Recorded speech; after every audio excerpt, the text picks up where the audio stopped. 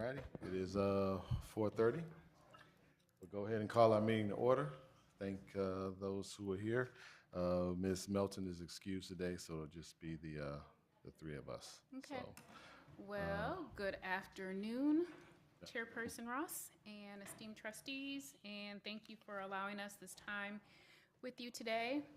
And we do have two robust topics that we want to get into, and like with each meeting, we start by one, just being explicit about our strategic themes and our priority scholar outcomes, which you will see are aligned to each topic, and each presenter will unpack that a little more. But here is the agenda for tonight, and I'd like to start by saying that given where we are in our summer schedule, there is not an instructional council update, but we do have two topics that we'll get into. The tiles do build upon one another, and we'll make this as interactive as you want, but you will hear about our attendance initiatives from Mr. Atkins, and you'll also hear and see some research-informed tiles and data from Supervisor Jamie related to family and community engagement. Some of the data that you will experience through both presentations stem from the Michigan School Data System, our Student Data System Synergy, and some of the research has been informed by Attendance Works. And I think the other correlation that I should draw is last night we were talking about the healing repair criteria or healing-centered engagement. And in particular with our family and community engagement, I think it will continue to articulate and kind of operationalize what that might look like in the name of family and community engagement. And so when this is working well, what I would say is that our scholars are missing less than 5 days. And when this is working well, we really have teed up strong family and community engagement. And so it feels more like a partnership that's more transformative than technical. And so with that being said, I'd love to call our first presenter up, and that is Mr. Atkins. So please join me.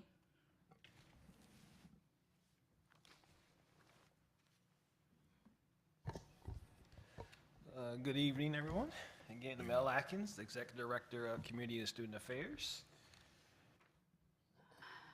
And I am here to talk around attendance. In particular, what you're going to hear is efforts relates to reducing chronic absenteeism. But as connected to the strategic plan, you see the priority outcomes. There's the 6 priority outcomes. If you think around attendance and coming to school, I mean, it impacts each and every one of them, from literacy to math, stuff with transitions. It impacts each of the priority outcomes. What I want to focus on today, even though it does impact, I think the other strategic themes, but I believe strategic theme 1 and theme 3 around meeting holistic scholar needs. Because if you do that, they're more likely to come. Scholars are more likely to come to school. And then theme 3, equitable access and outcomes. If you do that, those are some things that can really impact positive attendance. So when saying that, continuing with that really theme around the benefits of addressing chronic absences, we know it improves reading. Recently, I know there was discussions around like the 3rd grade reading law and things of that nature. But studies have shown either locally and nationally, if the more students come to school, especially at their early grades, K1 and 2, does have a direct impact on their reading levels. And we know the increased on task, the culture of attendance, and then the college and career readiness as well. What I want to, on this tile, I want to just set the definitions of what we're going to be talking about today as it relates to attendance. And what you see is really 3 things around average daily attendance, truancy, and then chronic absenteeism. Average daily attendance is something you want to be aware of, but you don't want to use it in isolation. Think of you have 100 scholars and 10 of them are absent one day, but another 10 are absent another day, another 10 are absent another day. So 90% attendance rate sounds good, but it may be different scholars throughout that time. And then, so if you miss, X amount of days, it's going to impact you tremendously. And truancy is something that we used to, as a system, focus on almost exclusively, I would say almost 10 years ago outside of KSSN or Kent School Services Network schools, in the sense that what it is if only looking at unexcused absences. So if a parent called in and said, my child can't make it for whatever reason, we looked at just truancy numbers, and that still masked the problem, because if you think about, it doesn't matter if you're not at school. The reason, if you're not there, you can't replace what happens, the discourse that happens in the classroom. And so that's just why we're shifted to looking at chronic absenteeism. And the definition of that is missing 10% of the school year, regardless of the reasons. And so excused, unexcused, suspensions, anything that where you're not there if you're just not there. And so from and when I said 10%, so you think of this is just a general theme. If you think of 180 days, and so that's missing about just 18 or more days. And so this chart is really, it's the moderate and severe categories. And so there's 4 categories we look at when you talk about attendance through a chronic absenteeism list. Satisfactory and at risk are the 2 good categories, and moderate and severe are the 2, I would say, bad categories. So 18 or more days or 10% or more. And then what we, another kind of setting the tone here is when you think about attendance, it's really 4 categories that you can look at. It's really myths, barriers, aversions, and disengagement. And the myths are something that we know we're going to have to start addressing, but those are some of the easy ones. Thinking about like absences only matter in the later grades, and that's so untrue. And what we tell families all the time is when we were in kindergarten, it looks very different than now, because that's almost like first grade when we were in school. And barriers are really true barriers. Could be unsafe walking, the basic needs, food, transportation, true trauma, things that are, I would say, really difficult, and it takes a community-wide approach to solve. Aversions are, these are just some of the reasons why scholars miss school, because you can see it varies greatly. It can be they're struggling, let's say, in the first hour. So I'm not going to come the first hour. I'm going to show up for second hour. And the reason is not, and you have to kind of weave through all that. Sometimes the families have a negative school experience themselves. And so that may play into the reasons why are coming to school or not coming to school. And we talked about climate culture, relationships with adults, things of that nature around disengagement. So all these factors between myths, barriers, aversions, and disengagement, underneath them, you can probably put the reasons why someone may not be coming to school. So when you look at this is our first data slide, and I went back from the 17-18 school year, and how you read it is the blue is GRPS, and then the yellowish green is the state of Michigan. And as you can see, we go all the way back from 2017-18. We had 13.7% of our scholars were chronically absent, and we're missing 10% of this list, 10% of the school year, and we were all the way. And then with the pandemic, and then our pattern follows greatly nationally what happens too. So this is not just a GRPS problem, even though we're talking about it here right now. Is this past school year, 22-23, 42% of our scholars were chronically absent. And we know there's been a 67% increase in chronic absenteeism since 17-18, and then 33% increase since the pandemic has started in saying that. So we were having a slight uptick. We were before the pandemic, and so we knew some barriers were coming up. But this data pattern is very, very, very similar to what's happening across the country. So with that, you say similar, but obviously right now, we're not faring as well as the state average. So I guess it feels incongruent to say the pattern is similar to the nation, but obviously within the state, there's this disparity. Yeah, so the state, if you look at, they in 17-18, for example, they're at 19.9%. And we don't have the 22-23 data yet. That's why that bar is missing. But in 21-22, they went up to 38.5%. So if you look at that, that's almost a 50% increase, during that window as well. And then I don't know what 22, 23 is going to involve, but, you know, things, I would say things have changed around why students are not coming to school, the supports that are needed, the family, what happens at home, everything is intensified. And this is just showing you that the problem is real. Sure. And So obviously, like you said, I mean, increase in chronic absenteeism. There's been an increase, like I said, probably throughout the nation. But obviously for us, you know, 17, 18, and 18, 19, our chronic absenteeism rates were lower than the state average. But since the pandemic, they've been higher than the state average. And not, you know, that's just Yep. is what it is. That- But That is correct. In the, and I'm gonna get into a little bit after this is kind of what we've been doing. Like, 'cause the question could be now is, what have you been doing, you know, since we've come back full time to help get these numbers down? And it's going to take multiple years. It's definitely going to take what I call is a 3-domain approach between the district, schools, and community to support them. We're going to talk a little bit about that. But we have seen some, I would say some traction on some efforts we've been doing with Attendance Works. And Attendance Works is a nonprofit organization, but they're like the leading organization in the country, hands down, as it relates to supporting schools, organizations, and communities around efforts to reduce chronic absenteeism. And so we're lucky, you know, to be formally partnering with them.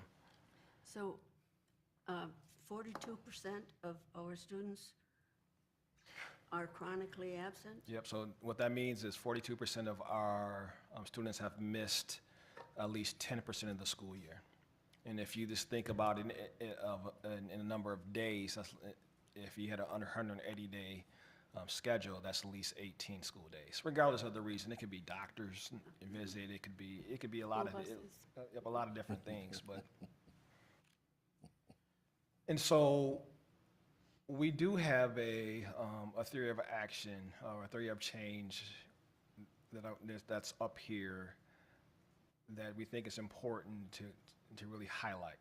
And so first is mindsets. When I talked about earlier is, you know, a decade or so ago, we talked around truancy a lot and being a punitive approach. And really what happened with that is we would do home visits.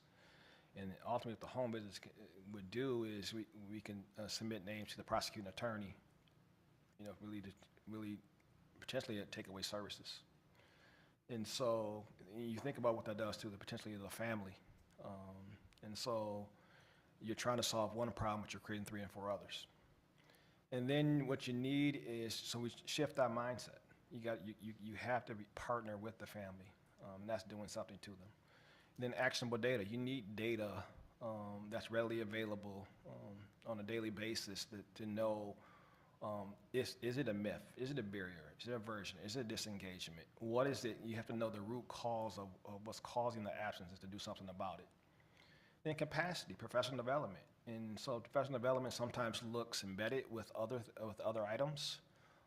And sometimes it's a standalone, but you need to build capacity of what to do with it. And then when you build that capacity, there's strategies. What evidence-based strategies out there truly work? And it constantly evolves. Because I said a few slides ago of how the pandemic has changed a lot of things. And so what worked, say 5, 6 years ago, may not necessarily work today. And you got to be able to pivot and know what really the best practices are. Do we know if it's more elementary students who are chronically truant, or high school, middle school? So you look at it in grade bands, and so look at it K5, 6, 8, and 9, 12.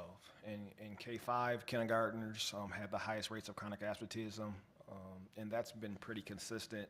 It's high, throughout the years, and so I bring that up because building good habits in life is important, but building good habits of coming to school almost equally as important. And then at the middle school level, 8th grade, and at the high school level was the 12th graders, our seniors, had the highest rates of chronic absenteeism. And so what we did, I was mentioning that we partnered with Attendance Works these past 2 school years, and we had 13 schools that were initial part of what we call a community of practice. And the community of practice is showing you, the blue bar is showing you the 2 community of practice, the 13 community of practice schools that had a, from the 21-22 school year to the 22-23 school year, a 13.5% decrease in chronic absenteeism. Still too high but I just want to show us a decrease. And then the schools that didn't get anything, but they will be getting something next year, was pretty much flat. What it's showing you is that there is, we were beginning to figure out, because this is a multi-year approach, that there are some steps that have been taken to see what really works in GRPS during these conditions and these times. And so what we did is 4 things.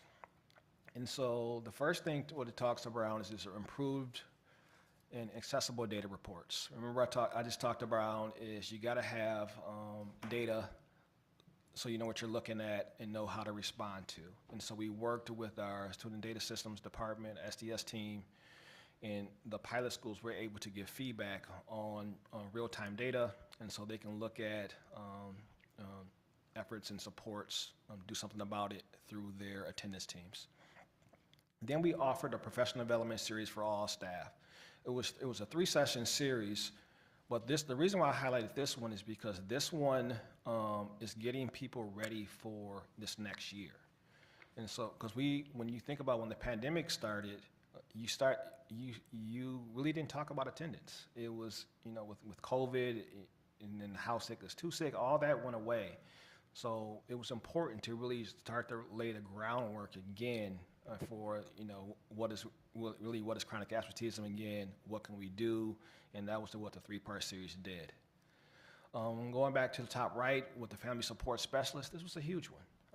This was the one, was one of the biggest ones in the sense that I said, just a decade or so ago, we focused on truancy. And so they got a few trainings, and we started in the previous summer, and we did positive home visits, think about carrying conversations. And so they went to families' homes, we called them, went to the families' homes, or met in a coffee shop, wherever they felt comfortable. And it wasn't about attendance originally. It wasn't. It was about building relationships. And this is why I said this strategy evolves everywhere. It wasn't you did something wrong as a school system where we're calling. We're touching base with you this summer to make sure you have everything that you need, because we care for you. So think about that mindset compared to when they went just say a decade or so ago. I'm saying now, if you don't come here, we're going to send you here. But that mindset, it takes time. And families want to know, is this the real person that's showing up? Are you going to do something different next time? And the answer was no.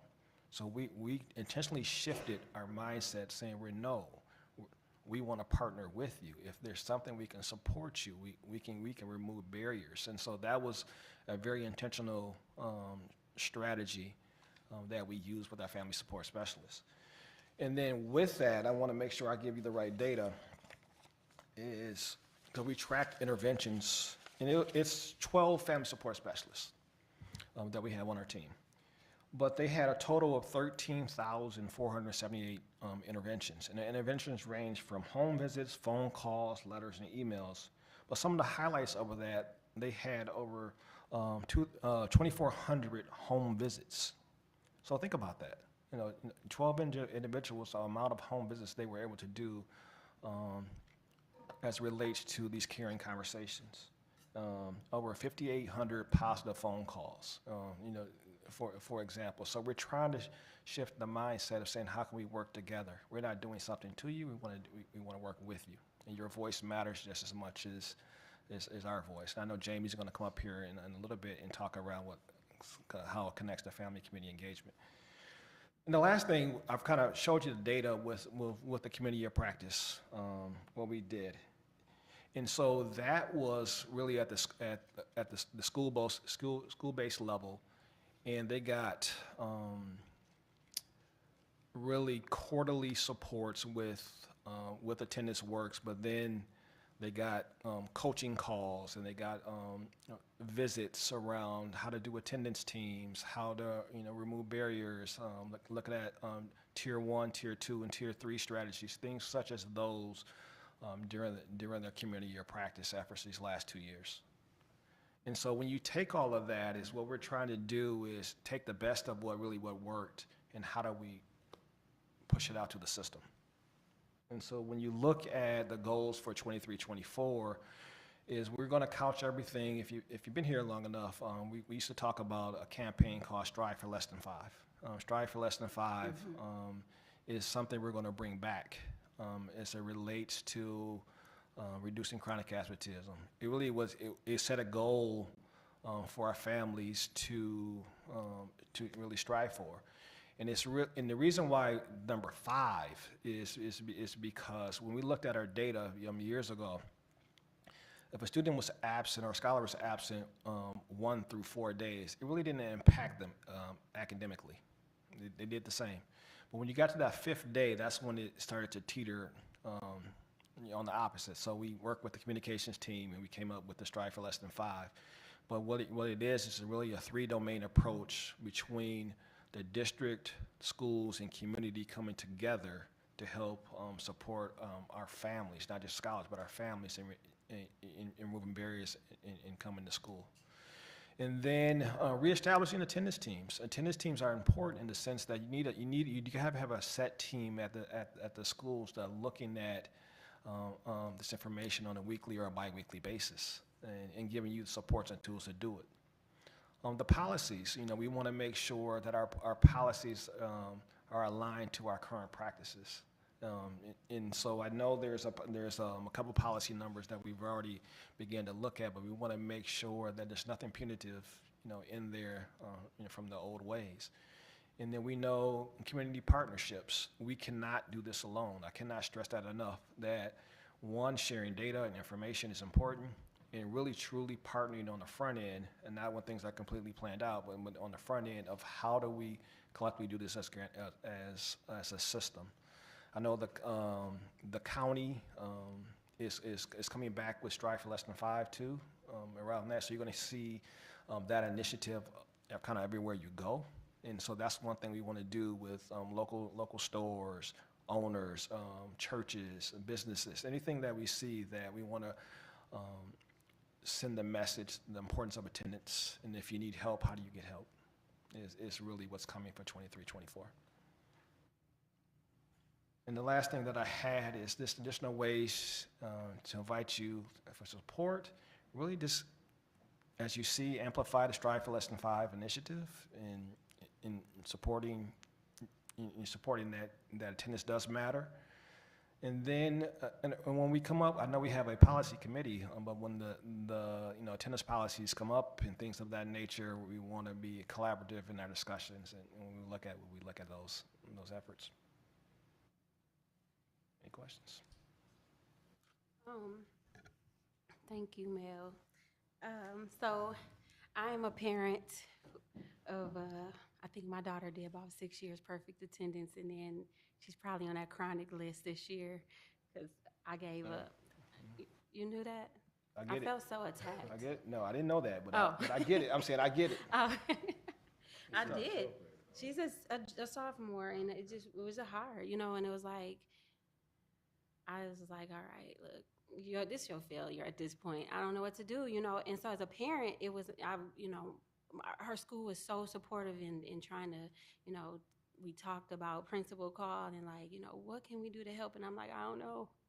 It was she just did not want to go to school, and so it was not important because in the summertime, she's a counselor at Camp Lodgen, and they're up at 6 a.m. and she has no problem doing that, right? So it's not, so I think I was talking to her and I'm like, so it's funny how you can't get to Southwest at 9 a.m., but you can be up at 6 a.m.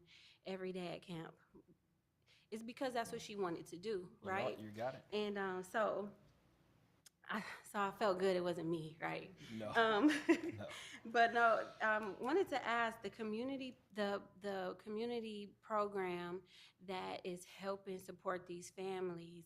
Are they doing any type of surveys to see why our students and are getting to school so late? You know, I know K-5 is mostly probably the parents doing, but once they're in, you know, in my high school, I think it's more on the child just not want to get up or things like that. But I know that, you know, to be very transparent, my daughter had just a really bad year mentally, and it strained on her as well. And so I think it would help for us to know the why, even if it's a survey to the actual students, so the kids and the families on these chronic lists, if they're, because she go to school and say, my mom, she didn't get me here on time, and I'm like, you know, so we own our part, but it's like having these conversations with the students and with the parents so that we can know how to help, because keep on sending me letters or, you know, saying, you know, you've missed 20 days. And it's like, all right. But also in high school, it's like, did she miss 20 days of all of those classes or 20 classes? And so that was something else that I was confused about, because if she missed the first 15 minutes of first hour 20 times, it looks like she has 20 absences. But really, she just got to school late. And so after a while, she like, Mom, I'm there every day. Okay, so what if I'm late? And so I think that's one of a kind of a myth, maybe fall under the myth, is, but also it's like, but they're there all day. And so none of the rest of those 5 hours counted because she was 15 minutes late to first hour. You know, and I'm kind of confused on why is it like that. So definitely thank you, for sharing My your, whole story. your personal story. No, that was, It's not your fault. that is, so true. Is what you just laid out. And so what the takeaway for me is what you said is, like, in the summer and your daughter can get up, because it sparked her interest of something she liked, or I would say maybe even love. And so, that's one of our, charges is how do we, motivate someone to really say, no, I have to be here because I want X, I want this, or I have, this caring adult, or I have something at school that can get you just as excited that you had in the summer. And so that's one of the charges with that. And then some of the reasons why people are not coming to school, you touched on a few of them, mental health being one of them. Another one is sometimes they have to have another sibling they have to get to school, and so it's a reason why I have to be late, because my school starts earlier than my younger brother or sister, but I got to get them to school. And then another one, if they're struggling, like saying first hour, I think like you talked about, if that can happen too. And so there is data. I mean, there's rules, but it's under one of the policies under the rules that talks around if you miss X amount of minutes, it becomes into a full absence. And so that's one of the things we have to look at as it talks around continue to review attendance policies. Is that equitable? And we have to really take a hard look at things like that. And so, but you had a lot of examples in there. But those were a few. But we do, and it changes sometimes. And it may be a reason why. Let's say that in the month of October, someone's missing school, but it may change in January. And so constantly getting feedback is something I know we continue to try to do, but we have to do better. So the minutes equaling absences is a policy. It's under the rules. It's under the rules. In high school, I want to say it's 26 minutes or more, then it becomes a full absence. And is that for the whole day? No, just for that period. For that Yeah, period. because what elementary has is AM and PM attendance, and the secondary has, AM and PM attendance, and secondary has period attendance. And so if you have 6 classes, you have 6 different So periods. if you miss a whole day, that's 6 absences. That's correct. Well, no, it equals 1 6, then 2 6. Think of it takes 6 absences to equal a whole day. Okay. Yeah. Okay, makes sense. So, good question. Thank you. All right. Thank you, Ms. Stackles. All right, thank you. Thank you. So next, we will have Supervisor Jamie Mascow come up, and she will talk about family and community engagement.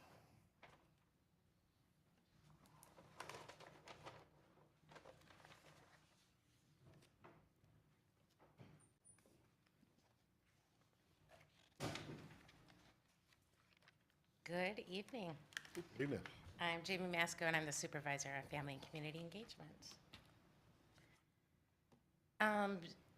When all the work that we do in FACE, or Family and Community Engagement, you'll hear me I switch back and forth. The work focuses on Theme 1 and Theme 6 of the strategic plan. Theme 1, meeting the holistic needs of the scholar, and then Theme 6, creating a culture of trust, collaboration, and stewardship. Within those themes, for Theme 1, it's most important for us to empower our families to support their scholars. So at the end of the day, how can our caregivers be the best that they can be to support their scholars academically and socially and emotionally? And also to provide direct supports to the scholars, or to the families, so that they can support their scholars. And then when it comes to creating a culture of trust and collaboration, we work hard to ensure that there are transparent processes for the families to engage in and with, and also to just kind of nurture the different relationships that we have throughout Grand Rapids. So the first thing that, what's most important is to understand the difference between family engagement and family involvement. And historically, schools have been leading with using family involvement. What we want to do is transition to family engagement, because family engagement is where the data is showing that the scholars are more successful academically, where socially, emotionally, they're stronger, and where graduation rates increase, and so on. So what is the difference? Family involvement, you're doing to families. So you're inviting them to come to my school and for an open house and grab a piece of pizza, and you're basically going from kind of center to center, doing whatever you've been told to do. Family engagement, you're doing with families. You're having conversations with families. You're looking at, just think of an open house. You're talking about the skills that this child is going to learn during that school year. And you're having a two-way conversation at minimum with the families and with the educators. Family involvement, our families are clients. Okay, you come to my school and you're my client and I'm going to serve you, versus family engagement, you're coming to my school and you're my partner. You have as much to give as I have to give to you. Family involvement it's planned by the educators most of the time, and the educators then invite the family. So, hey, come on to our carnival, come on to our open house, come on to our book bingo, versus the family saying, this is what is important to us, and we want it. We kind of want to structure our event to look this way, and then they are a part of the entire process. In family involvement, decisions are shared. So it's, this decision was made, and it's kind of just end of story. Versus family engagement, the families are a part of that entire decision-making process from the beginning to the end.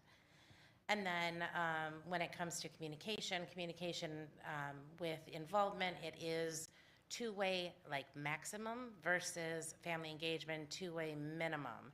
So, and it's always focused on the needs of the caregivers and what they identify are their needs versus assumptions on what they need. So then why does family engagement matter?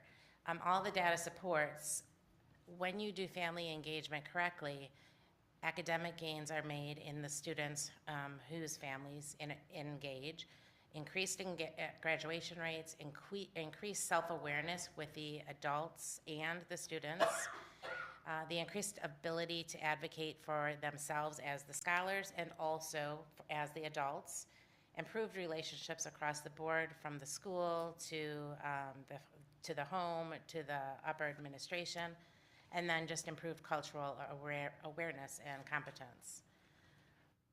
There's assumptions that we know, and I don't even like the word assumptions because we're assuming. We know that our caregivers want their scholars to succeed. We know that our caregivers have the capacity and the knowledge to contribute to their scholars' success.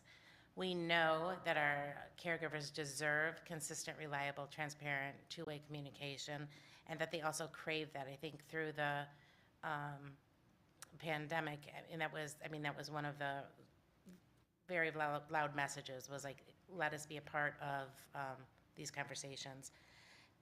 And then we also know that our caregivers want to do whatever they can do to have their child succeed. So when thinking that way, when we think about our caregivers, it's very, very important that we look at them with an asset mindset versus a deficit mindset, versus, like, if only, our parents would do this, or if only our students would do this. We know these things to be true, that all caregivers want their kids to succeed. So in our family and community engagement office, we focus on basically kind of 4 different buckets. Our department work is really focused on the dual capacity framework by Karen Mapp, and she's out of Harvard University. We have our online platform called Parent University, and Parent University is, like I said, an online platform that has a calendar full of different events and opportunities for our families, and I'm going to kind of go into each of these in a little bit. We also have our PALS programming, which are our parent action leaders, and that's another focus. And then our 4th focus in FACE is the social emotional work and how we can support our families with the social emotional supports that we have in place. So when we look at the professional learning, like I said, we're focusing on Karen Mapp's dual capacity framework. And the framework is designed to support the development of family engagement strategies, policies, and programs. So if you're able to see, if you look at the entire framework, you're able to, it's somewhat of a compass. And it basically lets you know, like, if you have the right goals and you have the right conditions, and everyone is basically educated within what family engagement truly is, then the district and the scholars and the families reap the benefits, because the scholars are so much more successful in school. I want you to know that we also, with professional learning, we focused our learning this year on the book Everyone Wins, and that was also written by Karen Mapp. It came out in January of 2023. So it's brand new, and it was hot off the press. And with that, we have created professional learning opportunities for for all of our staff. And we've done that through the district system to provide professional development. Other highlights for FACE, like I said, with the PALS program, we've rebranded it in the last 3 years, and we're really, we're starting to, we're almost at capacity as far as the amount of PALS that we have. We had 35 PALS this year. We have 40 on board for next year, so we still have some more to recruit, but it's much more robust than it was before. In rebranding, we created a PALS booklet, which is informational. It's an informational resource for the PALS. It has letters that are going to the principals. It has letters that go home to the PALS. It has their quarterly reports in it. We also have videos available of what are PALS and what is their role.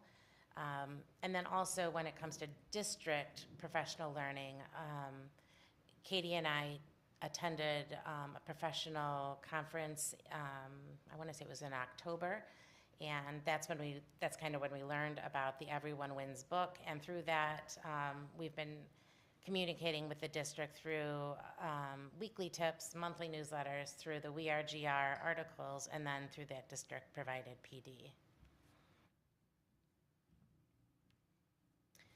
So this is that dual capacity framework that I was talking about, and what it really says in a nutshell is the challenge is educators don't necessarily know what family and community engagement is or isn't, because, you know, if you think back to, I can think back when I went to college, family and community engagement wasn't even, it wasn't on the radar, right? It was more of involvement, like come for a cookie or come for a donut.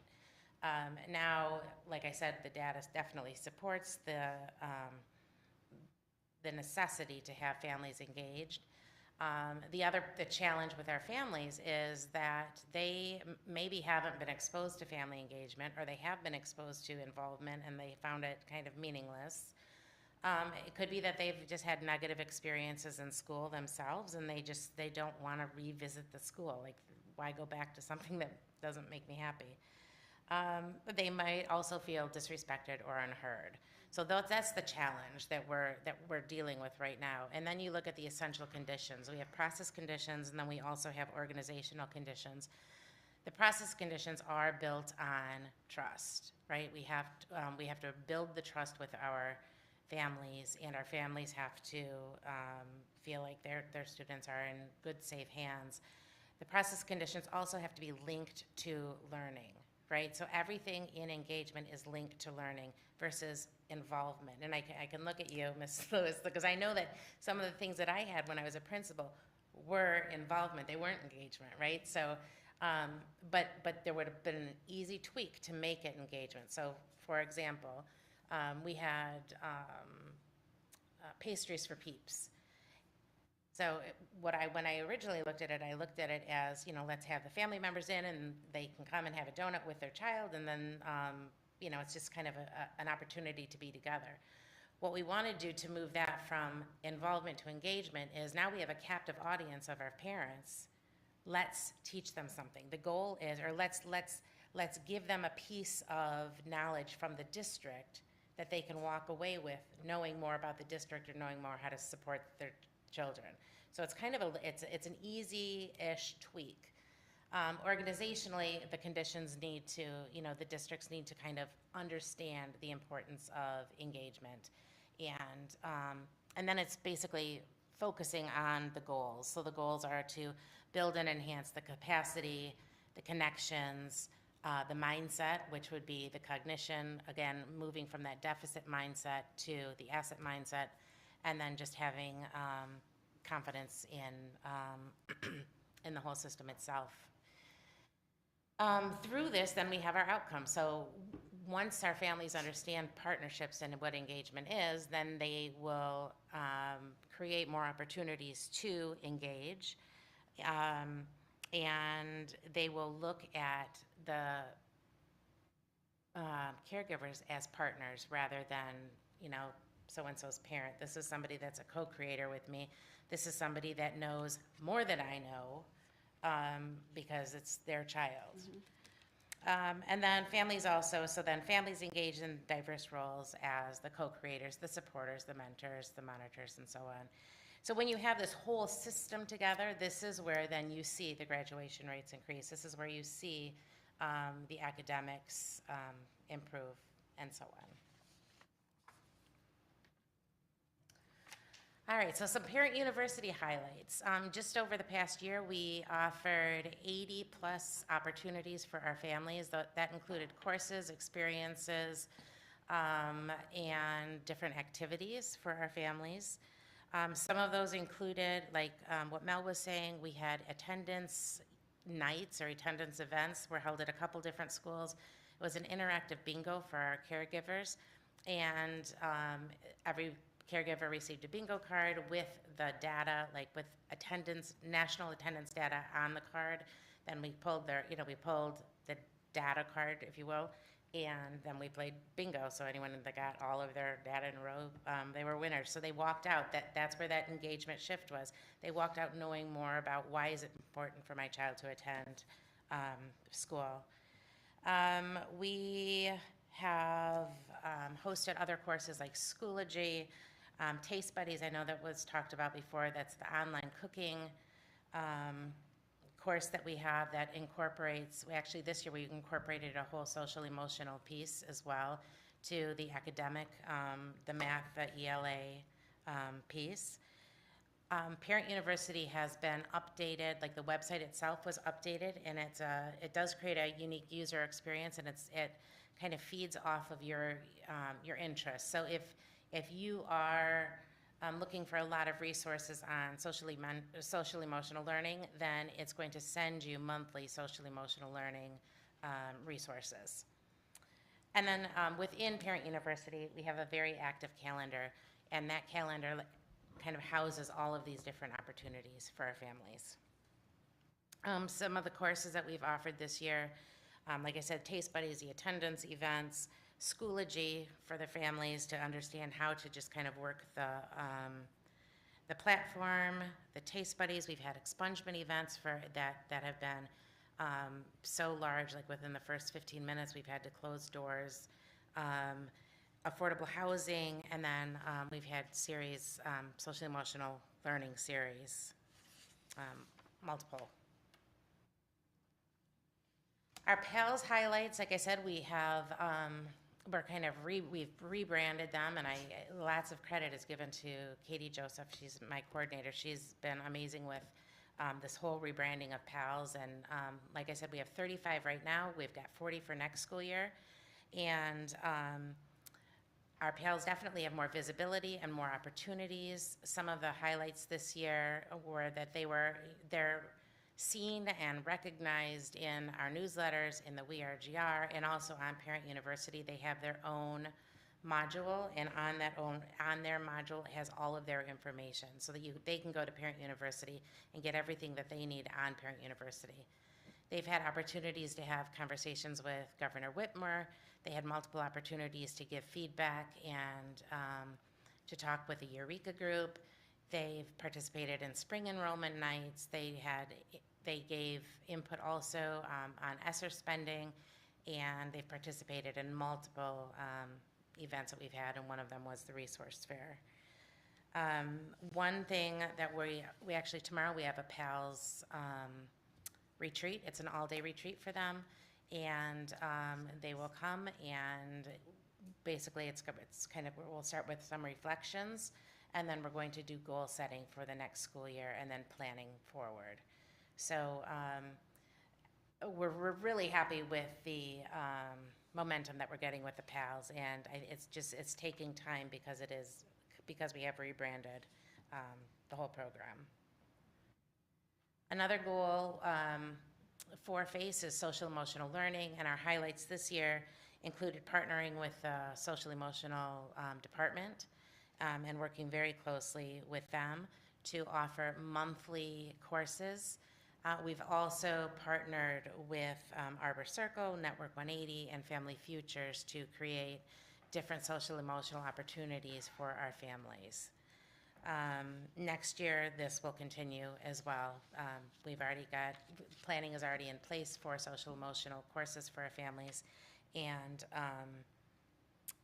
those will be held monthly.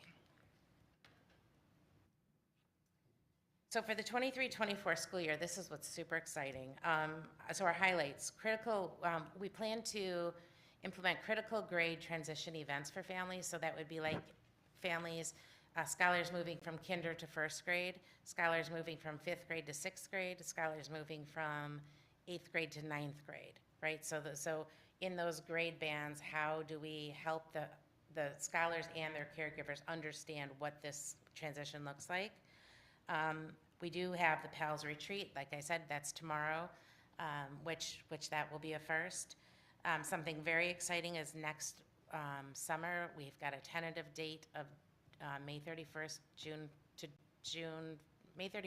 1st, June 2nd, Grand Rapids Public Schools Family Camp, where we would go to Camp Rogers and invite families to bring their scholars out, spend the night, and do the ropes course together and do lots of the camp activities and allow them an opportunity to just enjoy their scholar and for their scholar to enjoy their parents in or their caregivers in a setting that they don't have to do anything but just enjoy. And then in that, we will intersperse like different opportunities for the caregivers to attend learning sessions and for the scholars to attend learning sessions as well. So that's next, that's in June. Taste Buddies, we have been remote, now we're going live. So we are most likely going to kick off our live with using Boston Square's incubator kitchen. And so we have, we don't have a date, but when I say going live, that means the families will all come in and they will cook together rather than via Zoom. Our focus, we're going to refocus on attendance, just like Mel said. So this year, the entire staff received weekly tips about family and community engagement from FACE. This coming school year, it's going to be about attendance. So it's going to be like little tips that the educators can then kind of plug into their own newsletters for their families. We also are going to provide direct support in the school buildings for their school governing groups, whether you call it PTA, PTCC, CSLT, or just a governing group, like a caregiver group. We've got support now that we can provide in the buildings. And then we also have a couple different resource fairs coming up. One, we've partnered with Link Up and Urban League, and we will be creating a resource fair for caregivers. And then we'll also do in the spring, we have a resource fair for our 11th graders, 12th graders, and non-traditional students through GRCC. So then suggestions on which, on the way in which the board could help is to continue to help the district to transition from involvement to engagement. And really, again, that engagement piece has to be linked to learning. Something that we can do, anything that we do with our caregivers should be linked to learning. Share Parent University as a resource, just take some time to look through it and continue to read the FACE newsletters and the We Are GR articles and anything that we put out. That's kind of FACE in a nutshell. Any questions? Wow. This is amazing work, and I appreciate the intentionality and energy that was put into this, and I can see that, you all should be very proud. Thank you. I got a whole lot of ideas. Good. I do. Well, I'm just gonna go down my little notes. Yeah. So, scholars entering college, our parents need help with that. I needed help, so I know that's something else that we can do, that 12 entering to college. Yep. And then I love the advocacy piece and that they got to speak with Governor Whitmer, and hopefully you guys do the advocacy days up there. If not, that's actually a thing where our parents, we've done it in early childhood where our parents got to go to the house or whatever, Lansing. And they meet with their representatives. So they split off into wherever their district is, and they have opportunity to meet. And you can coordinate that. And if you want to reach out to me, I can give you some people to connect with, because I do it with early childhood, and also have done, ELNC has done it with their parent action groups as well. And I also like to see our pals meet with our superintendent.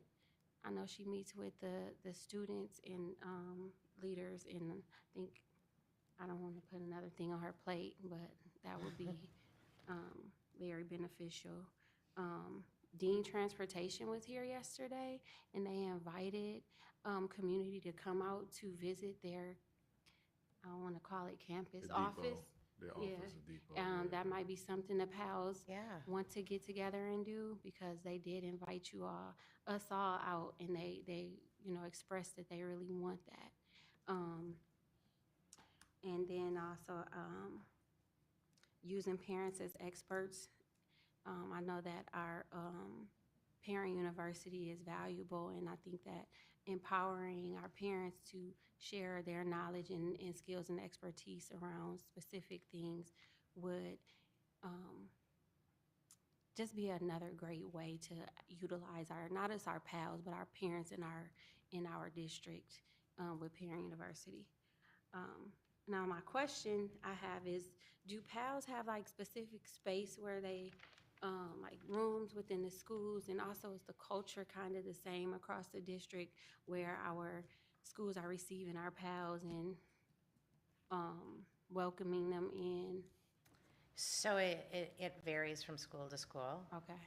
Now, Miss Teasley, I don't know if you know Miss Teasley, she's at UPrep. She has an Okay. office in the front office. Mhm.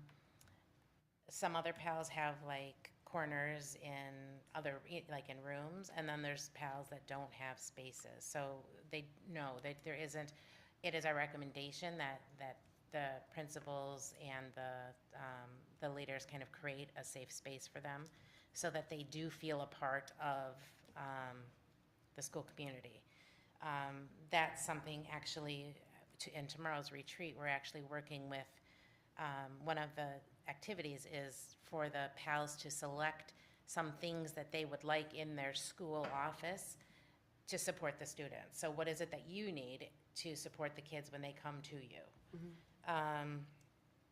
As far as the culture, it's inconsistent, and I can tell you, it's growing, right? A positive culture is growing. What we've come again, I think what we're against is what PALs were versus what PALs are, and so you have principals that have been in the system since here, and so they have like this mindset of what PALs were, and so helping them to understand that what they were isn't what they are, right? And so that was a big piece of the the booklet that we created, was because we wanted them to see like that this is the work that they're expected to do. It's got their job responsibilities. It's got they have to do quarterly reports. It's got the quarterly reports in there. It has all of the information necessary for anyone that wants to know something about PALs. So it's not going as quickly as we'd like in FACE, but it's moving. It's moving in the right direction. Thank you.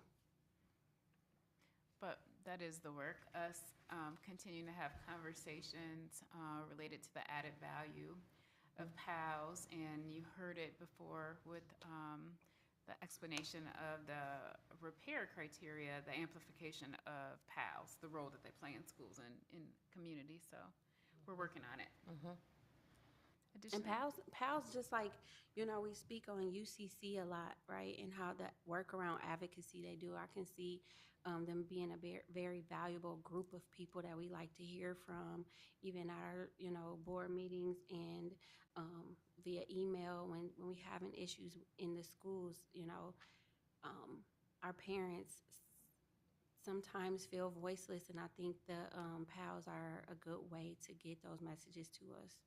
Yes, and actually this year for the PALs, we are adding more meetings, so monthly meetings, versus we had quarterly meetings. So our meetings are shorter, but more often, and they will focus on like district departments or district specialists, and so district admin will come into the meeting so they can learn more about like their roles and their responsibilities. Just so that they do understand kind of the system more. And there is a big group, like really the entire group is very interested in learning about the board and how the board works and how to submit questions. And truly, we have a hungry group of people that want to make change and want to do what's best for the scholars. So we're really excited about the way in which they advocate. PALs get paid, don't they? They do get paid, and so we doubled, I think actually more than doubled their stipend this past year. So they get $1,500. So it's minimal. A lot of them, again, like some of them are in the schools every single day. Some of them are in the schools as needed, and some of them are, scheduled. So it's all different, right? And it's kind of based on the relationships that they have with the school leadership and the educators. So, yeah, we'd love to be able to pay them more, obviously, because, like I said, they're doing lots and lots of work, but we were pleased that we were able to at least increase their stipend. Well, thank you very much, Ms. Vasco. I don't have any questions. She got all my suggestions, so. All right, well, thank very you. much. Thank you. And so, in closing, just to forecast a couple of topics that are coming up, and I think someone mentioned it earlier, an update related to MTSS, our multi-tiered systems of support. You'll soon get an update related to our priority or our CSI partnership schools. So what's happening at Campus Ottawa Alger, and whether it's in August or a little later, an update related to our professional learning plan for each one of our groups. Are there additional topics on the top of your mind that you want me to capture? I'm just wondering, do we have any numbers yet about the kids who are going to be able to graduate on Thursday? I want to say I last heard it was around 30. Oh, good. Around 30. The most I've ever Oh, seen. Yeah, that's Yeah. great. That's great. good. All right. All right. Well, hopefully we'll see you there. Additional questions or topics? No. Nothing immediately comes to mind. Would you repeat, though, what you did say you had up next? The topics, Yeah, please. multi-tiered systems of support, an update related to that, the CSI partnership agreement progress. So those are our partnership schools with Ken ISD and MDE, so Ottawa, Alger campus. And then if not August, September, professional learning plans or updates, what we're doing, rolling out. Gotcha. I was Okay. been reading a lot of things, but what are we doing with early childhood different this year? So let me, Are we? well, Or the I- preschool? Sorry, Oh, preschool. preschool, okay. Let me get someone on the docket to talk about that. The last presentation we did on Littles was early childhood, about the number of classrooms that we have and what we're anticipating and some of the variables around that, but I'll get someone on that. And if there are specific things, like questions or things you're thinking about. I'll read. I read something, and I Okay. can't remember what it was, but I felt like something different. And it might have been a governor's report Okay. about around GSRP. Oh, okay. You may see something in Dr. Roby's update and/or at the latest, let me come back with Okay. the preschool presentation and maybe a couple bullet points in terms of what that would entail, and then see if that's in alignment or not. All right. Does that work? Yep. Okay. You gonna say something? All set. Okay. All right, well, thank you very much. Yes, our meeting is Thank you. adjourned. Thank you. All right.